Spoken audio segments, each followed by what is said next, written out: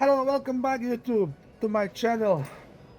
I was training hams and glutes and I started with prone or laying leg curl. I did 2 warm-up sets. Remember that with the warm-up we are stimulating release of synovial fluid in knee joints. Just for a reference, synovial fluid acts like oil in a hinge and allowing cartilage covered bones to glide smoothly, delivers nutrients to the joint tissues and cushions the end of bones. I like to warm up my legs with prone or sitting leg curl.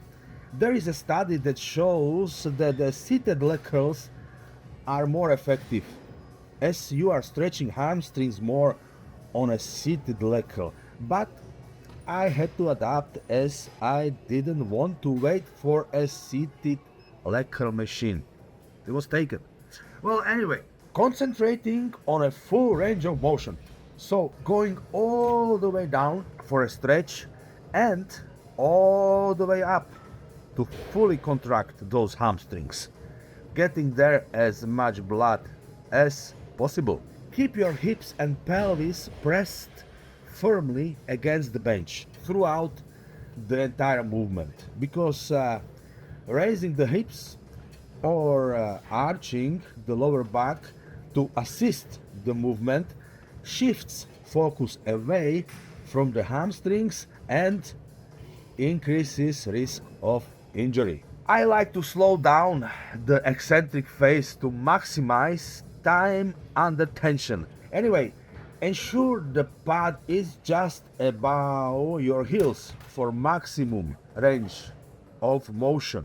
So if I finish this prone leg curl, I did 2 sets and I moved to the adductor machine or hip adductor machine. So this machine can be effective to put some meat between your legs by targeting your inner thigh muscles called adductors, including the adductor longus, adductor brevis, adductor magnus, and gracilis. So many lifters in the gym neglect adductor muscles, and those muscles enhance functional movement. And also adductor support sports requiring quick changes in direction. I think like tennis, football, basketball, and so on and so forth. Adductors that fill space between your legs and are by some comparable in size to quadriceps. Well, I think the quadriceps is bigger anyway, but okay, it's quite big.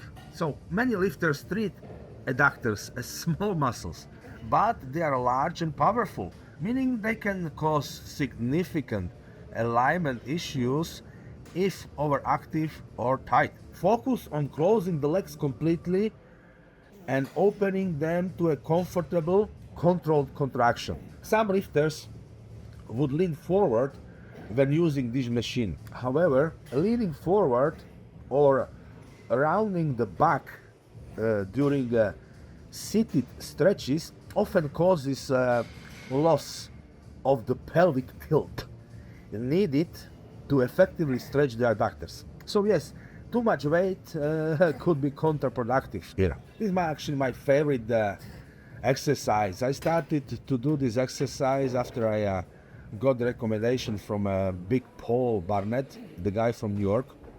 Check out his YouTube channel. It's quite knowledgeable man. Also, he has background in IT, the same as me. But now he's an IFBB pro, so yeah.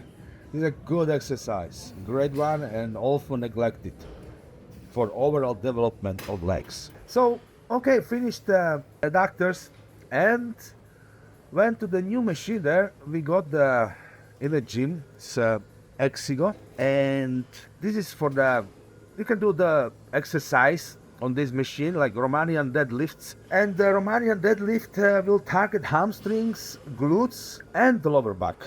The starting position should be from the top or standing, but because of this machine you can adjust and start from the bottom with weight when doing the repetitions not touching the floor, as you do when you do stiff leg deadlift. Then you touch the floor. Otherwise, don't. As you can see, I'm keeping my knees slightly bent throughout the movement. The Romanian deadlift is a hinge, not a squat. So excessive knee bend takes tension off the hamstrings. I am also trying, as far as I can, to maintain neutral spine, as rounding the back can cause serious strain on the lower back. So you can fuck up your back if you do this with a heavy weight and in proper form. Also, the bar should remain in contact with or very close to the thighs to avoid overloading lower back. So this is another crucial step in a good execution of this exercise. When going down on eccentric phase, I am pushing the hips back far enough, because if you stop movement too early, it will limit muscle engagement. Also, looking up during the lift instead of keeping the neck neutral will lead to excessive cervical extension. This is done, I think, in a misguided effort to keep the chest up. Always looking straight ahead as you move the weight. And as you can see, I'm using wrist straps. So my grip is not a limiting factor in this exercise. Unless you have a forearms as a sailor Popeye, and I do recommend to use wrist straps when using higher weights. Niku Vlad, a 1984 Olympic gold medalist, used this exercise, and since he's from Romania, the exercise got dubbed the Romanian Deadlift. And this is the name most people know the exercise by. So there is a small history of it. As the exercise does not involve lifting the weight off the ground, it is not technically a deadlift, but rather a powerful compound accessory movement that strengthens the same muscles. Well, as you know, after the age of 50, a man would be prone to lose muscle mass on the legs due to sarcopenia. What is sarcopenia? This is the progressive loss of skeletal muscle mass and strength, often associated with aging. Yeah, everybody wants to live forever, nobody wants to get old. Well, it begins at the age of 30 and accelerates after 50, with some studies showing a loss of 1 to 2% per year. So exercise will definitely help. Well, next was the leg extensions, which is an isolation exercise targeting quadriceps. Because the exercise is seated, it strongly hits the rectus femoris, which crosses both hip and knee. The vastus medialis, also called thigh drop, is heavily activated at the top of the movement. If you slightly rotate toes outward, this can increase focus on the adductors. However, I started feeling pain in my knee, and I had to stop and forget about quadriceps for today because of the knee pain. Well, I had to adapt and not just wrap up my training. Well, anyway, I instead went ahead with the standing single leg curl, which isolates the hamstring to flex the knee, and it also involves your calf muscle to assist in knee flexion. So as you know, I don't train the calves at all. I have good genetics, so I don't train them. But here you can see, if you're doing standing unilateral leg curl, you hit the calf as well. And you hit the calves whenever you walk. So yeah, with no pain when training hams and glutes, I could continue to exercise. Here are some tips for the maximum engagement. The first of all would be full range of motion. So bring the heel toward the glutes, or ass, or bum, as you call it, until the ankle is higher than the knee. Then fully extend the leg to stretch the hamstring. Regarding stability, I would suggest keep your torso, hips, and core tight to prevent unwanted hip shifting, ensuring the focus remains on the hamstrings. And the last would be the control, so perform the motion slowly. Don't rush ahead like just dropping the weight down, and particularly on the way down, to maximize muscle fiber recruitment. Well, Now, some mistakes I've seen in the gym, well, first would be the excessive weight and momentum. Using too much weight causes swinging or using the lower back to initiate move, taking tension off the hamstrings.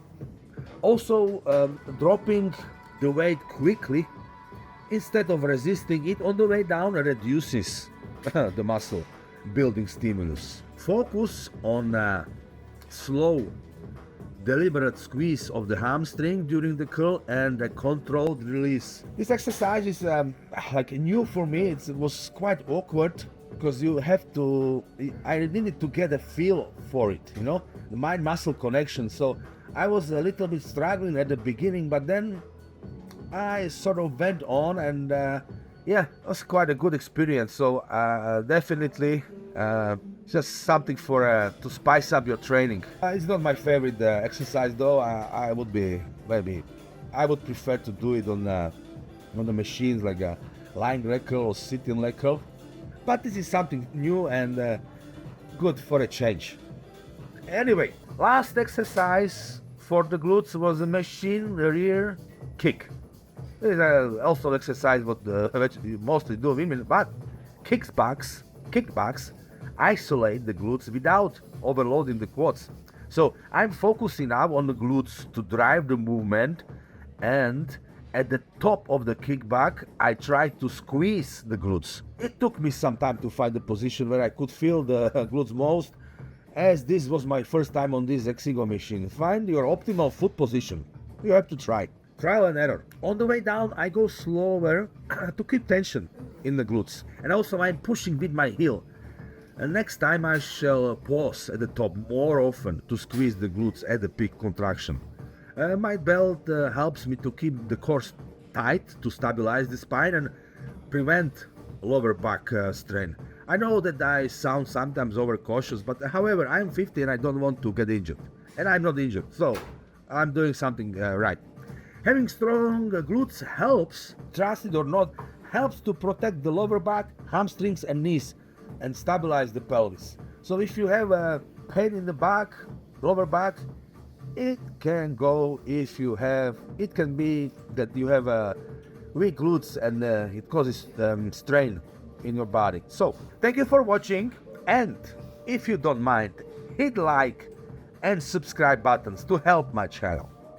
If you have any questions, you can write them in the box below or message me on Facebook or Instagram. You know, I'm old guy, I'm on Facebook mostly, so no Instagram. And as always, have a great workout, brother.